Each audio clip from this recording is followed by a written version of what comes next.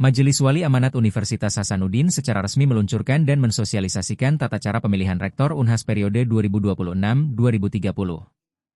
Acara berlangsung di Arsjad Rasjid Lekture Theater, Kampus Unhas Tamalanrea, serta disiarkan melalui YouTube Unhas TV dan Zoom Meeting. Hampir 500 peserta dari berbagai unsur sivitas akademika hadir, baik secara langsung maupun daring.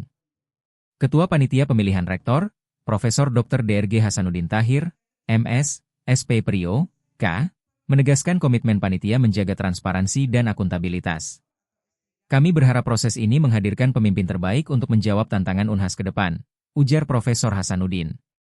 Ketua Majelis Wali Amanat Unhas, Profesor Dr. Andi Alimuddin Unde, MSI, menyebut pemilihan ini sebagai tahapan penting menuju kepemimpinan baru. Ia berharap rektor terpilih mampu meningkatkan kualitas lulusan, reputasi internasional, serta memperkuat riset dan inovasi. Proses ini ditandai penekanan tombol sirine oleh Rektor Unhas Profesor Dr. Insinyur Jamaluddin Jompa, MSc, bersama jajaran pimpinan universitas.